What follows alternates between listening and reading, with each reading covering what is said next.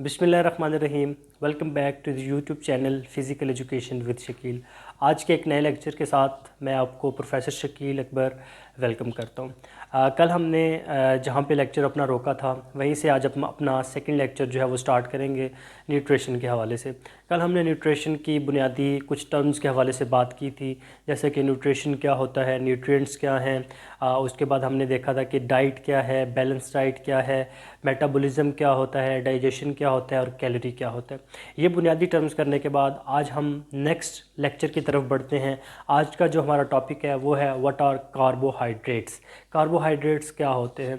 Carbohydrates को समझने से पहले हम ज़रा पीछे जाएंगे कल के लेक्चर की तरफ, जहाँ पे हमने ये देखा था कि हमारी बॉडी को 3 बेसिक सोर्सेज हैं जो एनर्जी प्रोवाइड करते हैं, जिसमें कार्बोहाइड्रेट्स हैं, फैट्स हैं और प्रोटीन है। तो उनमें से one of the most important और सबसे ज़्यादा हमारी बॉडी जो एनर्जी गेन करती है वो कार्बोहाइड्रेट से गेन करती है। एक मुहतात अंदाजे के मुताबिक हमारी बॉडी 55% से लेके 65% तक जो हम एनर्जी लेते हैं वो हम कार्बोहाइड्रेट से लेते हैं। मसलन अगर हम दिन में 100% खाना खा रहे हैं तो उसमें से 55 to 65% जो है वो हम कार्बोहाइड्रेट जो है वो यूटिलाइज़ करेंगे। और ये जो कार्बोहाइड्रेट्स हैं ये हमारे बुनियादी सोर्स ऑफ एनर्जी प्रोवाइडर है हमारी बॉडी के लिए। अब इनका जो स्ट्रक्चर होता है कार्बोहाइड्रेट्स का, इनका स्ट्रक्चर कुछ इस तरह से होता है कि कार्बन, हाइड्रोजन और ऑक्सीजन ये आयन्स आपस में जो है मिलते हैं और कार्बोहाइड्रेट्स को जो है वो पैदा करते हैं। कार्बोहाइड्रेट्स के मुख्तलिफ़ नाम होते हैं, जैसे कि इनका नाम स्टार्चेस भी होता है, इनका नाम शुगर भी होता है, इनका नाम सैकराइड्स भी होता है और इनका नाम कार्बोहाइड्रेट्स और कार्ब्स भी होता है। ये तमाम तर जो नाम हैं ये कार्बोहाइड्रेट्स के नाम हैं। तो इसी तरह कार्बोहाइड्रेट्स हमने बात कर ली कि बुनियादी तौर पे एनर्जी प्रोवाइडर हैं, इनके ये नाम हैं। बुनियादी तौर पे इतनी % हमें इनकी रिक्वायरमेंट होती है।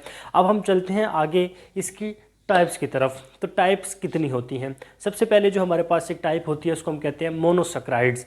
मोनोसैकराइड्स एक ऐसे कार्बोहाइड्रेट्स की टाइप्स हैं जिसके अंदर कार्बन, ऑक्सीजन और हाइड्रोजन के अंदर सिंगल बॉन्ड पाया जाता है। इनकी सिंगल बॉन्डिंग की वजह से इसका नाम मोनोसैकराइड्स होते हैं।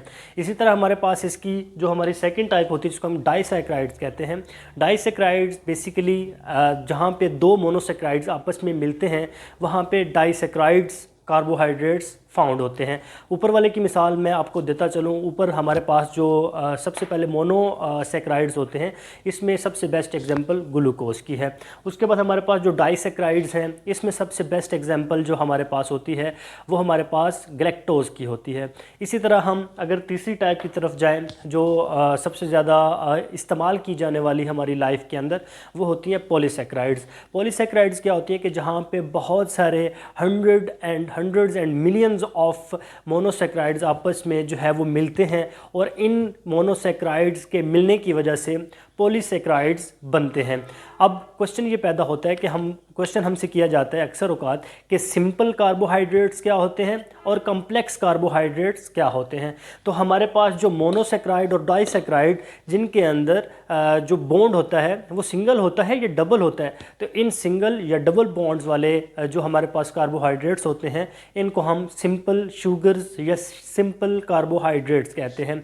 सिमिलरली हमारे पास जहाँ पे मल्टीपल चेन्स ऑफ कार्बोहाइड्रेट्स या मोनोसैकराइड्स होते हैं तो उनको हम कम्प्लेक्स कार्बोहाइड्रेट्स या उनको हम पॉलीसैकराइड्स कार्बोहाइड्रेट्स कहते हैं। इसकी सबसे बेस्ट एग्जांपल हमारे घरों में इस्तेमाल किए जाने वाली गंदम, आटा और इसके अलावा दालें, इसके अलावा जो हम फ्रूट, जितनी भी चीज़ें हम इस्तेमाल करते हैं वो बेसिकली पॉलीसैकराइड्स के अंदर आती हैं। एक बात और मैं यहाँ पे क्लियर करता जाऊँ कि मोनोसैकराइड्स या डाइसैकराइड्स बेसिकली वो शुगर्स होती हैं जिनको खाने के थोड़ी देर के बाद हमें दोबारा से भूख लगनी शुरू हो जाए या फ़ौरन ही बाद उसके खाने के भूख लगनी शुरू हो जाए।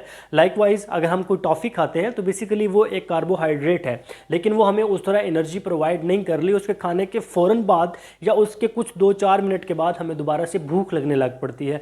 तो वो कार्बोहाइड्रेट्स जो हम लेते हैं और उसके फ़ौरन के बाद हमें भूख लगनी शुरू हो जाए तो वो मोनोसैकराइड या डाइसैकराइड्स कहलाएंगे। और कॉम्प्लेक्स जो कार्बोहाइड्रेट्स होते हैं ये ऐसे कार्बोहाइड्रेट्स होते हैं जिनको खाने के लॉन्ग टर्म तक हम जो है वो एनर्जी गेन करते रहते हैं और हमें उस खाने के 6 घंटे 5 घंटे 7 घंटे 8 घंटे तक इवन जो है फिर रिक्वायरमेंट नहीं होती। क्यों?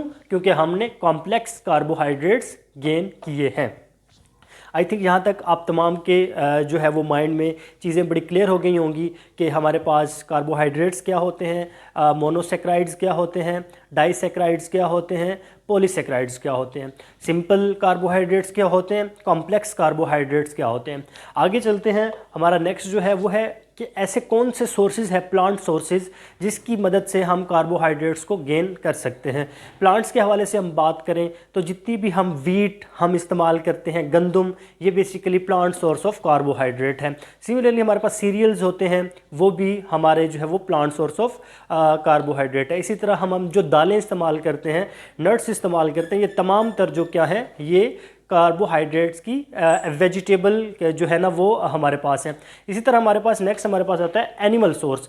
एनिमल सोर्स के अंदर जो सबसे बेस्ट एग्जांपल है हमारे पास कार्बोहाइड्रेट्स की, वो हमारे पास जो मिल्क हम इस्तेमाल करते हैं, मिल्क के अंदर बेसिकली जो है वो क्या होता है, हमारे पास कार्बोहाइड्रेट्स एनिमल सोर्स से होता है। तो मिल्क के अंदर अल्लाह ताला ने ऐसी ग़िज़ाइयत रखी है, ऐसी खसूसियत रखी है कि वो हमारे पास जो है वो एक बेहतरीन, जैसे हमने कल बात की थी कि मिल्क एक ऐसा फूड है जिसके अंदर तमाम न्यूट्रिएंट्स मौजूद होते हैं, ख्वाह वो विटामिन हो, वो मिनरल हो, वो वाटर हो, वो कार्ब्स हो, वो प्रोटीन हो या फ़ैट हो। तो इसलिए एनिमल सोर्स के अंदर जब बात करते हैं तो मिल्क जो है वो हमारे पास बेस्ट एग्जांपल है। वो मिल्क काऊ का भी हो सकता है, वो गोट का भी हो सकता है, वो कैमल का भी हो सकता है, वो किसी भी जो है वो जानवर का दूध हो सकता है। तो दूध जो है वो बेहतरीन हमारे पास एग्जांपल है एनिमल सोर्स के हवाले से। तो आज की ये जो वीडियो हमारी जो कार्बोहाइड्रेट्स पे थी, मैं उम्मीद करता हूँ तो आपको तमाम तर चीज़ें जो है बड़े अच्छे से क्लियर हो गई होंगी। अगर फिर भी किसी स्टूडेंट का कोई क्वेश्चन हो तो आप कमेंट सेक्शन में मुझसे पूछ सकते हैं।